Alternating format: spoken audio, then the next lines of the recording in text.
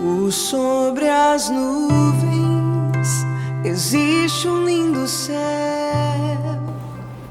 Em nome do Pai, e do Filho, e do Espírito Santo. Amém.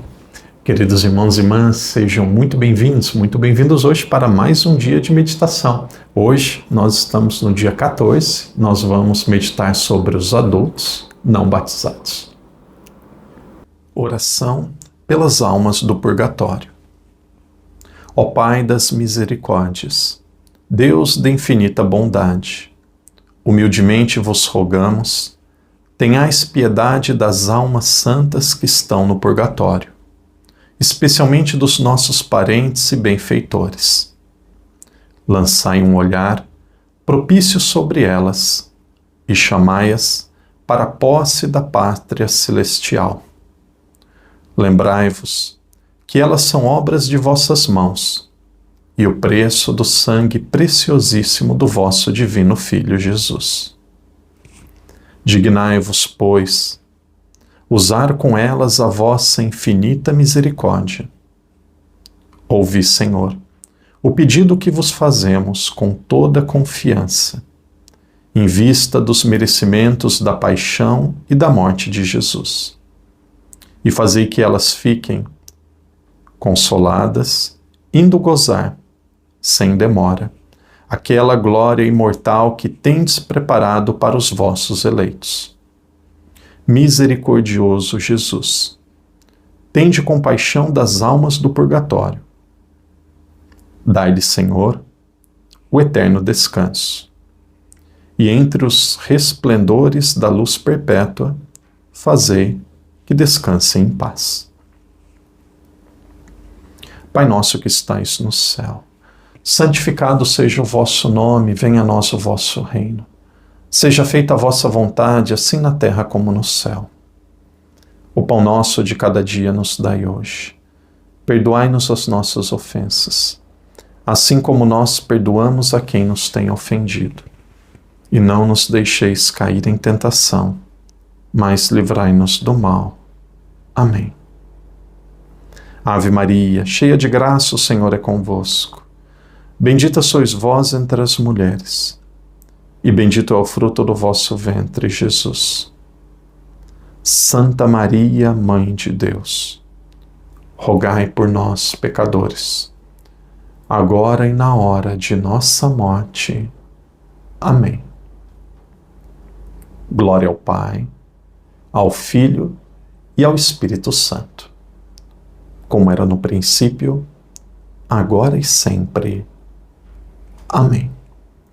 Agora em silêncio, apresente a Deus as almas, as pessoas já falecidas que você deseja rezar.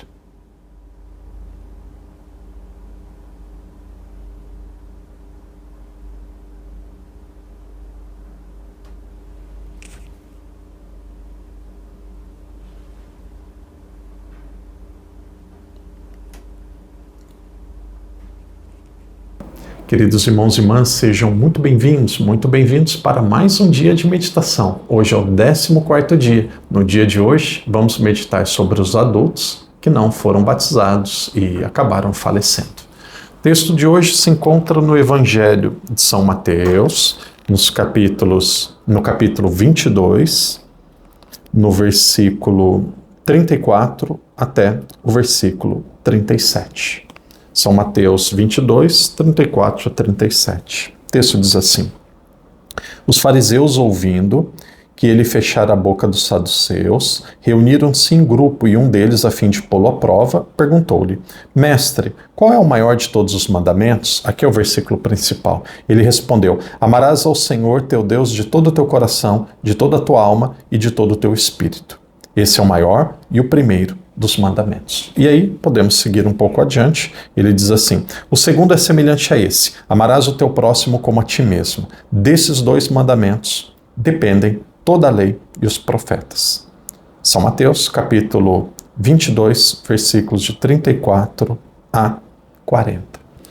Nós vamos continuar aquilo que nós começamos ontem, falando sobre a necessidade do batismo. Então hoje nós vamos para os números do Catecismo da Igreja Católica, 1258 até o número 1260. Então, o texto vai dizer da importância do batismo. Então, atenção, nós vamos meditar juntos. O padre volta um pouco aquilo que nós vimos ontem, eu só faço a leitura, mas o foco principal não é neste primeiro número, que já foi lido ontem, mas a partir do número 1258. O número anterior, 1257, diz assim. Por quê? Muitas pessoas perguntam. E aqueles que eram adultos, ou até as crianças, fetos, que não foram batizadas, podem ser salvas? Das crianças nós vamos ver amanhã, porque o catecismo diz isso no 1261. Mas dos adultos nós vamos ver hoje, que vai até o 1260. O Senhor mesmo afirma que o batismo é necessário para a salvação. Ele também ordenou a seus discípulos que anunciassem o Evangelho e batizassem todas as nações. O batismo é necessário para a salvação daqueles aos quais o Evangelho foi anunciado e que tiveram a possibilidade de pedir esse sacramento. A Igreja não conhece outro meio senão o batismo, para garantir a entrada na bem-aventurança eterna. Por isso ela cuida de não negligenciar a missão que recebeu do Senhor, de fazer nascer da água e do Espírito todos aqueles que podem ser batizados. Deus vinculou a salvação ao sacramento do batismo, mas Ele mesmo não está vinculado a seus sacramentos. E agora começa um primeiro grupo de pessoas. Existem pessoas que se tornaram mártires. Quem que é um mártir? Mártir é alguém que derrama o seu sangue por Cristo. Imagina alguém que acreditava em Cristo, mas possivelmente não foi batizado, e aí se torna mártir. Vai ser salvo ou não? A resposta está no 1258. Então nós vamos ver diferentes tipos de adultos. Primeiro, um adulto que se torna mártir.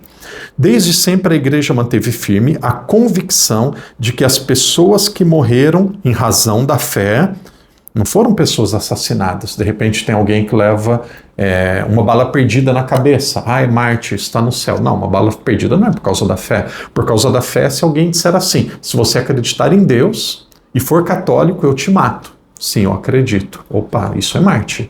Mártir não é fruto de erro, de desgraça, de problemas da natureza. Não, mártir é alguém que derrama o seu sangue por causa da fé.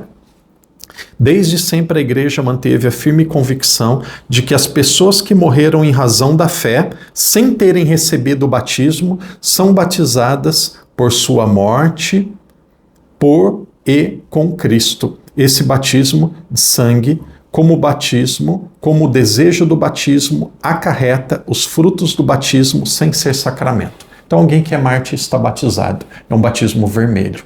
Essa pessoa, ela vai receber todos os frutos do batismo. Ou seja, um mártir, ele está no céu, mesmo que ele não foi batizado. O que é um mártir? Alguém que morre em razão da fé.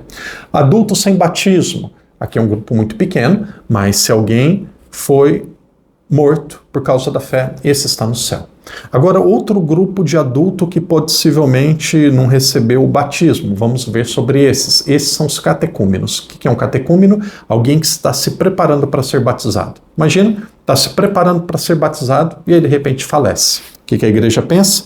1259.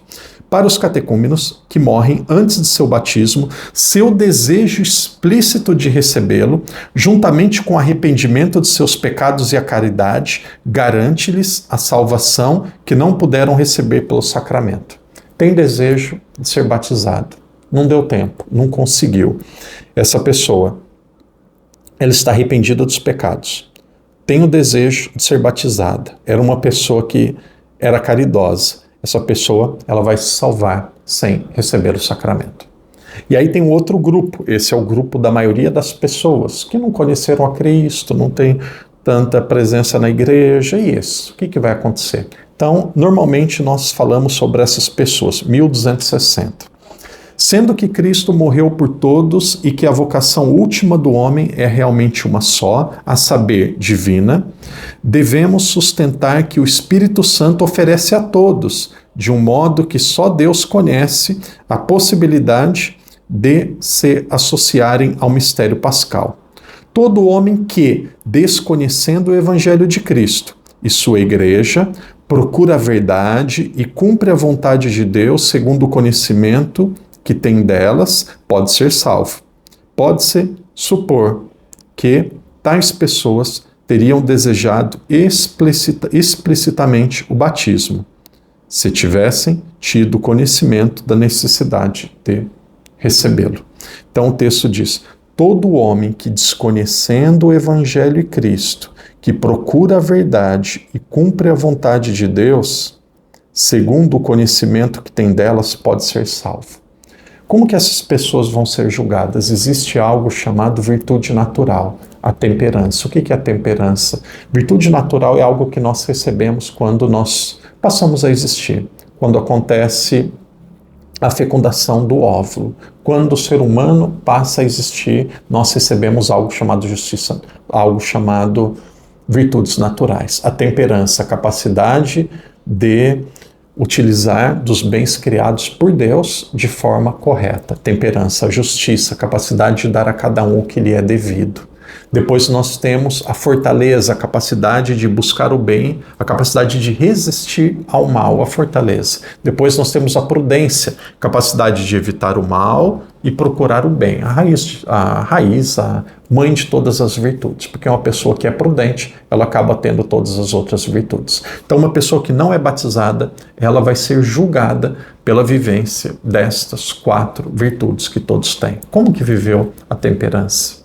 Como que viveu a justiça? Como que viveu a fortaleza? Como que viveu a prudência? Isto está inserido no coração do ser humano. E aí a igreja diz que ela pode se salvar. Novamente, a igreja não sabe por quais meios. Irmão, irmã, esse é o pensamento da igreja sobre o batismo. Necessário, mas mártires, catecúmenos e aqueles que viveram com a caridade, viveram a verdade e viveram bem as virtudes naturais, essas pessoas podem ser salvas. Os mártires e aqueles que estavam se preparando para o catecumenato, essas pessoas, se viveram corretamente, elas estão salvas. É muito importante conhecermos o ensinamento oficial da igreja. Às vezes tem muito achismo. Aqui é doutrina oficial. Que Deus te abençoe, que Deus te proteja. Amanhã vamos falar sobre fetos e bebês não batizados. Em nome do Pai, do Filho e do Espírito Santo. Amém.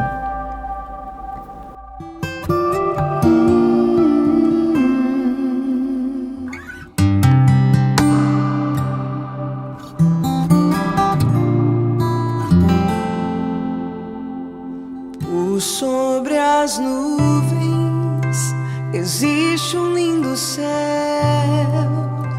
maravilhoso céu, morada dos anjos.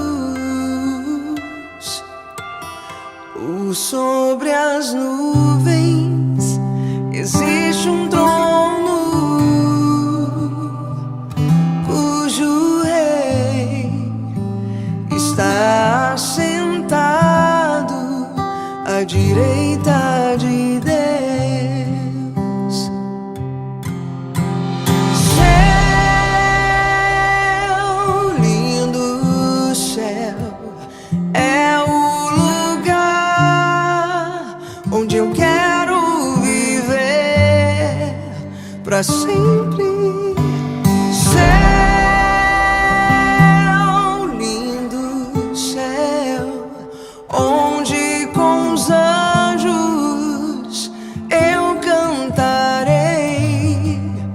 Adorando ao Senhor. Pouco sobre as nuvens existe um lindo céu, maravilhoso céu, morada dos anjos. Pouco sobre as nuvens existe um trono, cujo rei está sentado à direita de Deus. Céu, lindo céu, é um lugar onde eu quero viver pra sempre. Céu,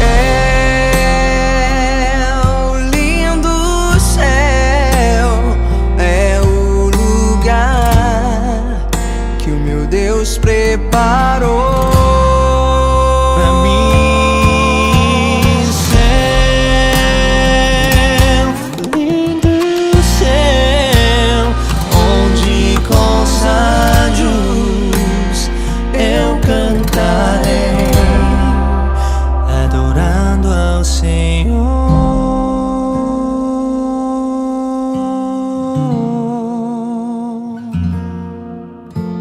Céu, lindo céu, é o lugar onde eu quero viver pra sempre. Céu, lindo céu, onde com os anjos eu cantarei, adorando ao Senhor.